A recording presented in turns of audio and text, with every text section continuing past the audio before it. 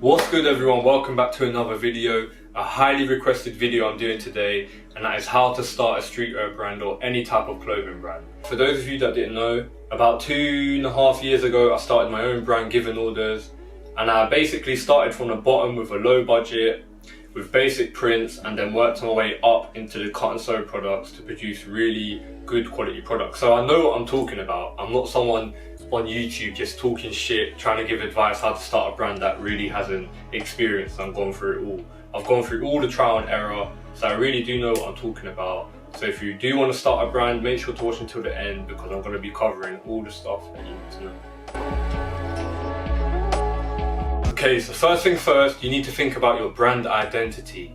What type of brand you're looking to build. Are you looking to build a type of brand that just consists of plain essentials that people can merge into their own outfits no matter their style?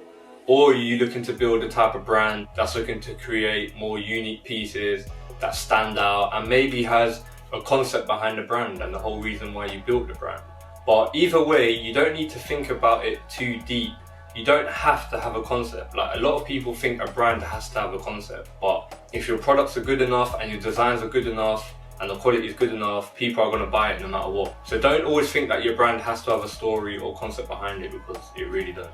It's just when a brand does have a concept and a story behind it, or maybe a story behind the collection or capsule that you're releasing, people tend to like it a bit more, you know? But it's just personal preference. It all depends on what type of brand you're trying to build. So yeah, just have a good think about it.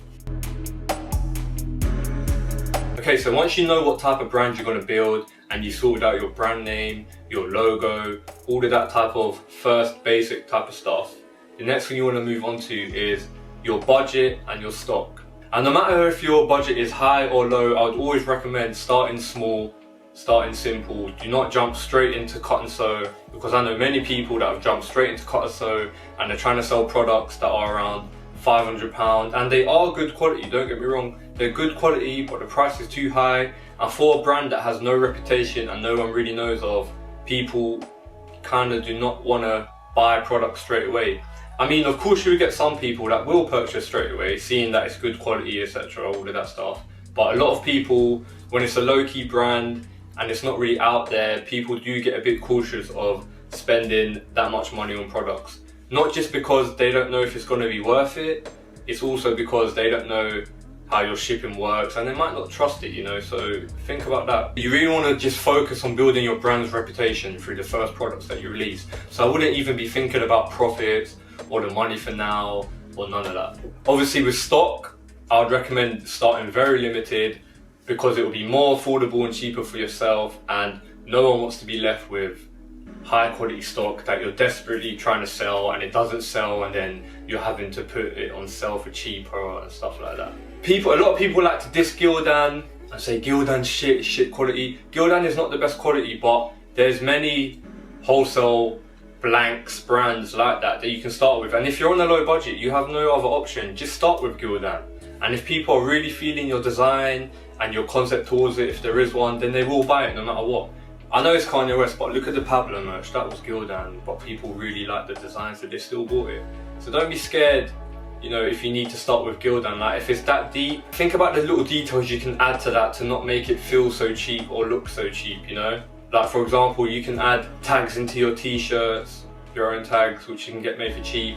Or what I've actually done for my first t-shirts was I packaged them in a nice sturdy looking box, which also had my logo on, just to give that more of a nice feel for when the customers open up the package. Yeah, really think about the small details you can add, because people really appreciate when you put in effort and small little details to your brand, especially as it's your first products that are releasing, you know, and that will help to build up your brand reputation because it's a good first look. Whatever you're looking to drop first, keep it very limited. I'd recommend around 2 to 3 pieces. You don't want to be putting out a whole big collection for your first drop and just be left with loads of stuff.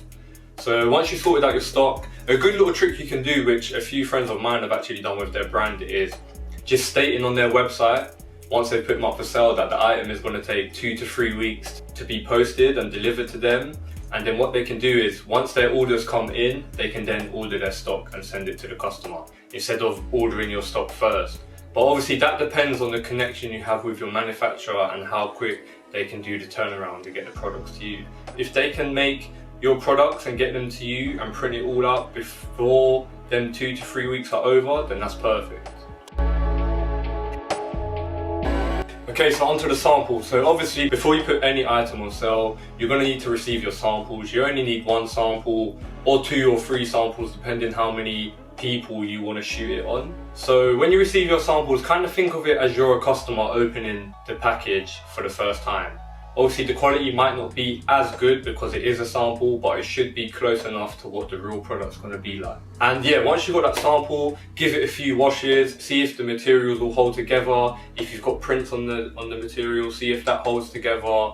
Give it a few tests, wear it, feel the fit, see if it's comfortable. And once you're happy with that, you then need to go on to shooting your lookbook for your, advertisement of your brand and also your product images for your website. So when it comes to this, you don't need to hire a crazy expensive photographer with a crazy studio and all that stuff. Like, use social media, find photographers, maybe find someone that could do it for you for free, or if you know a friend that's got a good camera, and just be creative and do it yourself. This is really your time to sell your products. This lookbook and these product images are what's really gonna make people buy your clothing. With so many people releasing clothing these days, this is your chance to really show what's different about yours and be creative and really put your full into the lookbook.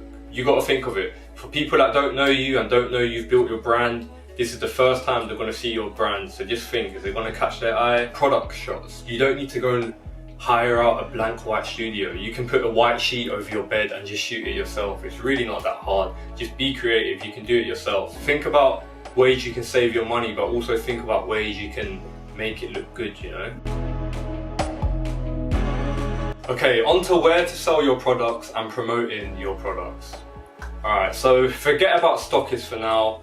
A lot of people want to jump straight into stockist, and I feel like a lot of people just do that for image, just to say, oh, my stuff's in this store, blah, blah, blah. But obviously with stockists, there's a lot of marketing to work out, percentages to work out, earnings to work out. So forget about all of that for now. Just set up a website, either on Shopify or Big Cartel, as they take all payments, and it's really easy to set up and it's really cheap to run.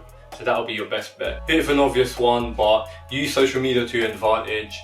Make a brand page for your brand, make a Twitter brand page for your brand, make all sorts, even Facebook. I don't even use Facebook, but it's very good for business as it's got the older audience on there, and I feel like everyone's just got Facebook. Give samples to your friends, let your friends wear them, let your friends post it on social media. If you know any artists or any people on the rise, give your products to them. It's good promotion, because it's all about building that brand reputation at first. Because once people start to see it on everyone, then they will also, you know how it works these days, if they see it on everyone, then they'll probably want it.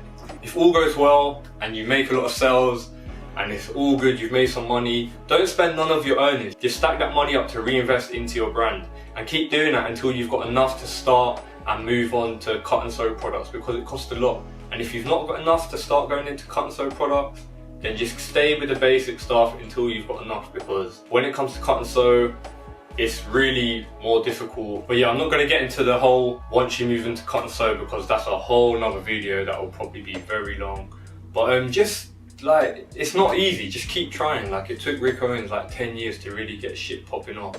So just learn from your experiences, learn from your mistakes, and don't be scared to try, because the way social media is set up these days, anyone can start a brand if they just stick to it and just stay focused. I think I've covered most things to start up a brand. So if you have any questions, leave them down below. I'll reply to everyone, because I feel like a lot of people are going to have questions about this. And for those of you that are wondering what's happening with my brand, basically my brand has done really well. I've made a lot of sales, it was all going well, and then my manufacturer closed down, so I've had to stop producing my clothes. I'm still designing clothes, I've been designing all the time, so nothing's really been put out there. I'm just in the middle of trying to find another manufacturer, because that's so important, because a lot of manufacturers, they don't want to give you a lot of attention, so it's quite tricky. But with fashion, I feel like it's a timeless thing. I feel like I can jump back into it and kill it whenever, so I'm not really stressing or in a rush to jump back in.